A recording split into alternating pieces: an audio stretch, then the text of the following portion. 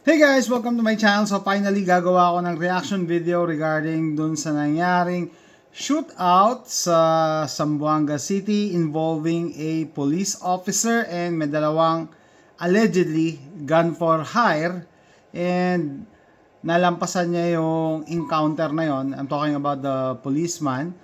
Ito siya. Okay, so ayan, yung pulis daw, nakaupo lang doon, naka-civilian. So, magkaiba yung kwento, no? Dalawa pinanood kong news. Yung isa sabi sa balita, meron daw talaga silang inaabangan, which is, eto nga, yung mga riding in tandem na to, tas naka-civilian clothes na sila.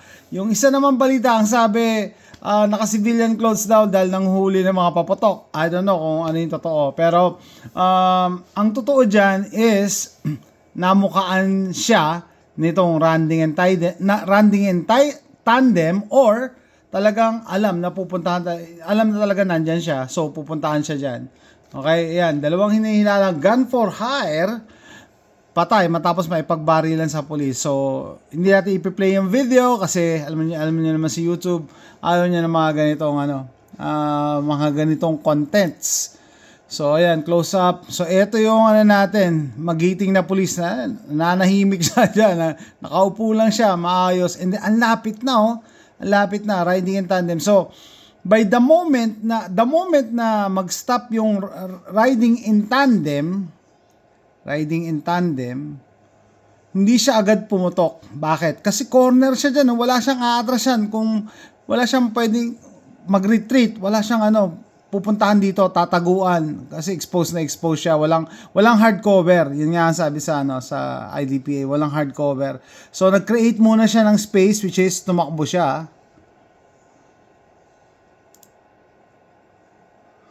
Ayan. Nagkaputukan sila. May isa tayong ito na siya. Hindi ko na napakita. May picture tayo. So, pinicturean ko na lang, hindi ko piniplay. So, nung nakarating siya dito siya nagpaputok kasi may space siya.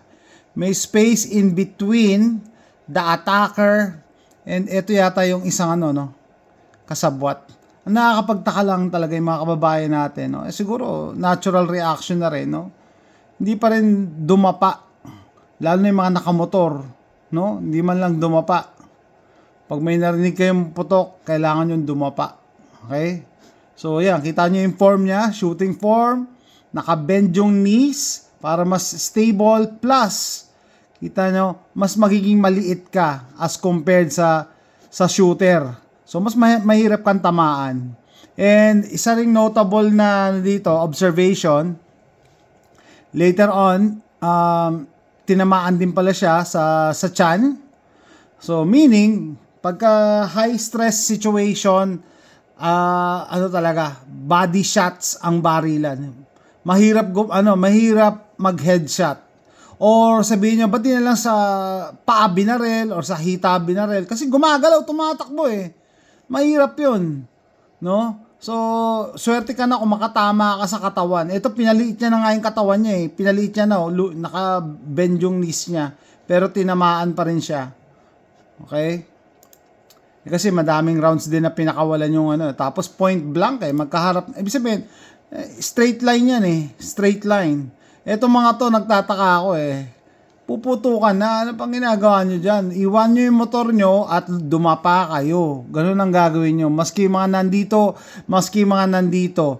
Yung mga nasa car, hindi kayo makakalis, dumapa kayo. Yung pinakamababang mako-cover nyo sa loob ng kotse. Kasi keep in mind, tatagos ang bala dyan, lalong-lalo na 9mm.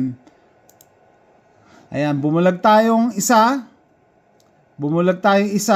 Ito yung isa ngayon. Ito yung isa. No?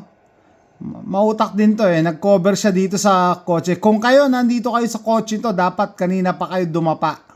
Kung hindi nyo kayang patakbuhin. So siguro okay din na hindi niya pinatakbo. Kasi kung pinatakbo niya yan, malamang matamaan talaga sila. Okay? Keep your car still, pero dapat dumapa kayo. Hit the floor. Remove your seatbelt. Yakapin mo yung floor. So eto, may tama na siya dyan. Nag-reload siya. Nakaupo siya. Eto ngayon. Aasikusuhin naman niya yung isa na nagtatago dito. Okay? Keep in mind, hindi to hardcover ha. Pag binaril mo to, matatamaan mo yan, madadali mo yan. The problem is, may tao dito. Kaya niya hindi ginawa yon. Iniiwasan niya yung civilian casualty. Pero once na mag-clear, etong rider na to, tumakbo pupunta rito, doon niya yan puputukan. Yan. So, nandito na siya, pinuputukan niya na yan nandito. No? And after that, guys, ito isang wala pa ako nakitang nagko-comment dito eh. After that, napaluhod na lang si Sargento. And yun nga, naramdaman niya na after yung adrenaline rush, nawala yung adrenaline, nanghina na siya and napalugmok siya. And eto sinasabi ko, wala nagko-comment. Anong ginagawa ng mga tao to, yung mga nasa sasakyan? Yung iba dumadaan pa talaga. Dinaanan lang si Sargento, wala man lang nangumusta sa kanya or nag-first aid. Guys, kahit hindi kayo marunong mag-first aid, at least takpan nyo yung sugat para hindi siya mag-bleed na mag-bleed. No? Plug the hole kasi may butas, meron siyang butas binaril siya At least apply pressure. Yun man lang, kahit hindi ka nakapag-training, apply pressure. Lalong-lalo na sa stomach. So ito, in-screenshot ko rin kasi yung yung unang takbo niya. Kita nyo, ang layo ng tinakbo niya. Nag-sprint siya dito. You need to create space between you and your attacker. Okay? Tapos ito, nagre-recover siya. By the way, ano pala siya, competitive shooter din, and then nag-RO. And true enough, makikita nyo sa galawan niya, talagang aral or praktisado. Siguro, praktisado is the term. No? Yung galawan niya, yung posture niya, shooting form niya, tsaka yung pag-create ng space. Yung part na dito, sabi, pinag-aaralan daw na bigyan award. Huwag yan ang pag-aaralan, bigyan nyo na ng award yan. Kasi pag may masamang ginagawa ang pulis, palaging nabo-broadcast. Pag may ginawang maganda yung pulis, parangalan natin. No? Huwag nang pag-isipan. Ito, straight na straight, no? Straight na straight. Binalikan ko lang yung tapos balak pa yata tumawid nitong motor na to, tsaka to. Diyos ko po. Straight na straight. Makes you wonder bakit hindi niya napuruhan si Sargento. Kasi nga yung shooting form niya, mas lumiit siya sa paningin nito. As compared, nakatayo lang straight. Tapos yung paa, kita nyo? Hindi stable yung shooting position niya. Yung stance niya. Kita nyo? Stable na stable. Talagang praktisado si Sir. Yan, sabi nga ng acting city director, he is one of our best shooters. So it really helps talaga yung nagko-compete. Pero I understand na hindi lahat gusto mag-compete. Hindi naman lahat may budget din para magastos ang competition, no? Pero siguro at least once in your life matry nyo lang para lang maramdaman yung adrenaline rush. Iba kasi yung may timer tapos iba yung may mga nakatingin sa'yo. Okay? Tapos meron tayong pag-uusapan pa dito. Eto pala ako, once upon a time, nag-IDPA ako. Pagka, nag-PPSA din ako kita nyo. Naka-GoPro ako dyan Pumuputok ako behind cover. Behind cover. Tinanggal ko na yung sound. Tapos reload behind cover. Kasi kanina nung nag-live kami, pinag-usapan namin yung IDPA. So ito IDPA shoot to, no? Hindi siya kasing exciting ng PPSA or yung mga IPSC kasi nga defensive to So hindi kami allowed mag-reload habang tumatakbo, hindi ka allowed mag-change mag or mag-drop ng magazine habang tumatakbo. Kailangan palaging behind cover. Tapos, dapat eksakto yung bala mo. Pagka nag-drop ka, tapos may laman pa, tapos kukulayin ka, counted yan May penalty, bunch of penalties. Pero may tayo i-discuss, meron tayong kababayan na mataba ang utak. Kailangan, worth mention din natin to, no? So, nag-comment kay Pistolerong Pinoy and afterwards, nang maraming sumagot sa kanya, dinilit niya yung comment niya. Mas maganda, ito si Pistolerong Pinoy. Buti na forward sa akin ni Pistolerong Pinoy ito, ni Paul. Pero dinilit niya yung pangalan eh. Sabi kanina sa live, ano daw to eh, SWAT daw to eh. Bro, gun owner ako, pero yung pinapayo mo sa militar o pulis lang yan. Talaga, alin doon?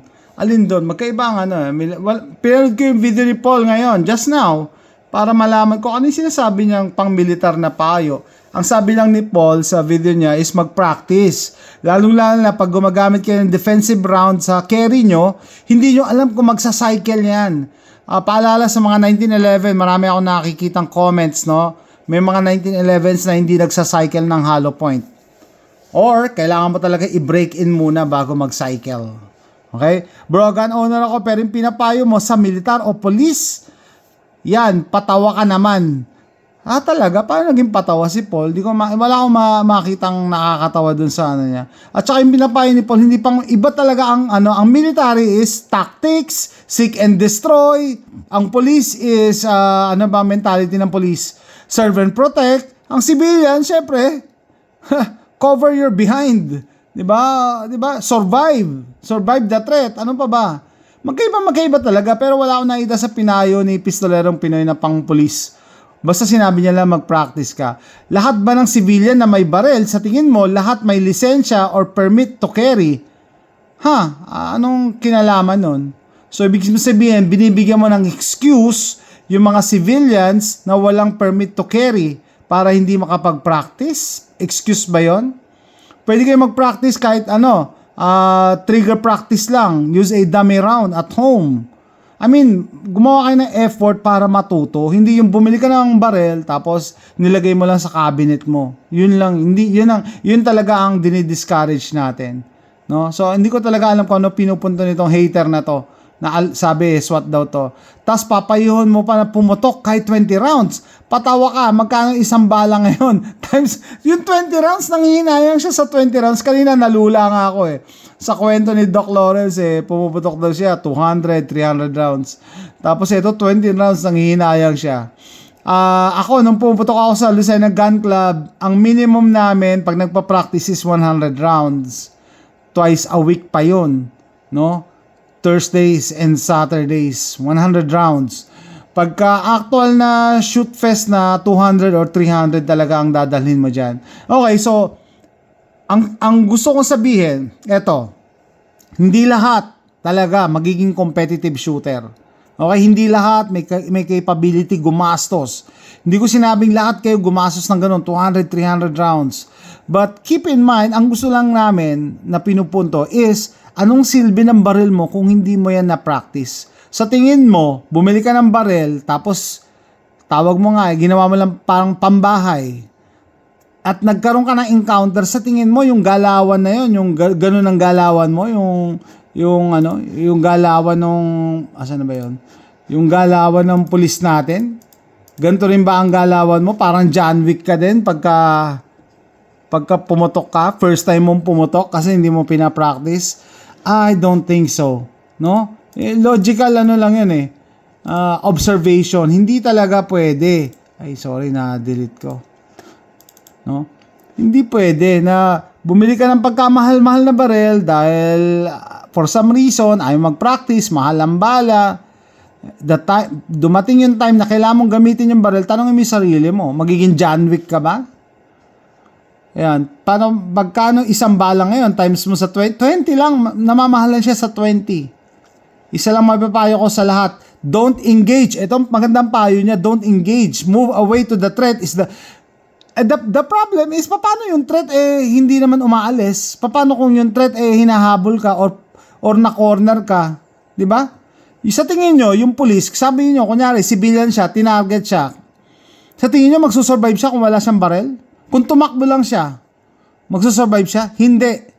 The fact na buhay siya ngayon, si Master Sergeant, is because pumuputok din siya. Sabi nga, the best defense is a good offense, no?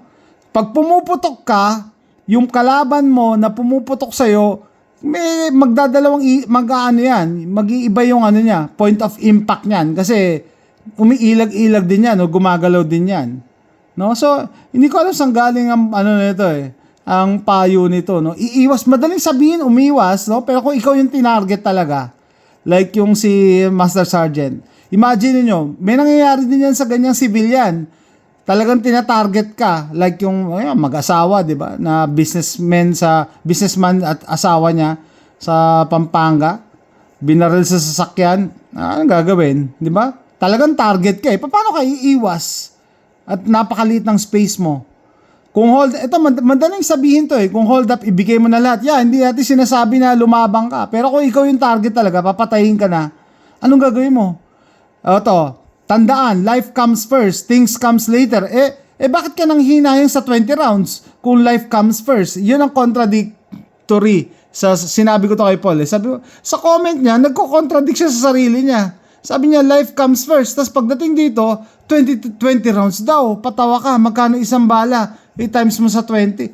Akala ko ba life comes first? Bakit pinanghinayaan mo yung pera mo? Ito pa maganda. Brother, wag ka magpayo kung ano naman, di naman araw-araw gera ang mahalaga. Actually guys, hindi tayo nagbabarel or hindi tayo bumibili ng barel para maghanda sa gera.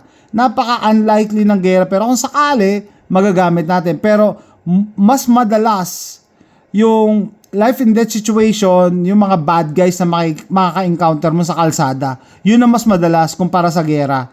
No? Pero ewan ko, yung mga statement niya is, it's not supportive to the gun community, kundi pang-down pa sa isang katulad ni Paul na, marami tayong natututunan. Ako, matagal na akong nagbabaril or pumuputok or gun owner, pero natututo pa rin ako sa kanya. Sabi ko sa kanya, huwag ka makinig sa mga ganitong comment eh. Hindi naman magpakita ng motibo gaya ng alas. Kung ano, di naman araw-araw gera. Ang mahalaga, umiwas, wag magpakita ng motibo. Okay, so meron siyang misconception, no? Na kaya ka lang pala hold the pen or gagawan ka na masama dahil may pinakita kang alahas. Para bang victim blaming. Sinisisi mo pa yung biktima dahil may pera? Dahil may alahas ako may kasalanan, nagpakita ako? No. Bad people will always be bad. Criminals will always be criminals. Huwag mo sisihin yung mga biktima nila na nagpakita ng alahas, nagpakita ng pera. Yung iba pinapatay kahit nakasalubong lang sa daan eh. 'Di ba? Or natsempohan ka lang eh. Huwag mo sisisihin ito yung example to ng victim blaming, which is marami sa mga kababayan natin. So ito na may example din, gusto ko rin i-highlight, no? Maraming mga gun owners na FUDD, na hindi na nakakatulong sa gun community, dinadown pa yung mga kasama natin na nagsusulong para mag-educate ng mga kababayan natin. So ang sa akin lang, kung meron siyang maganda talaga ituturo, gumawa ka rin ng video mo, gumawa ka ng YouTube channel mo, isuggest mo yan na ang masama yung mga yung mga biktima na nagpapakita ng alahas kaya sila na-hold up. Sila pa ang sisihin mo, imbis na yung mga kriminal. 'Di ba? So that's it guys. Mahaba na to, no? Talagang kumukululan talaga, tumataas lang talaga high blood ko sa mga ganitong comments. Pero sana nag-enjoy kayo. Ayan, and may natutunan kayo dito sa reaction video ko. Okay? So don't forget to click like and subscribe para makagawa pa ako mas maraming reaction videos. That's it guys. Thanks for watching.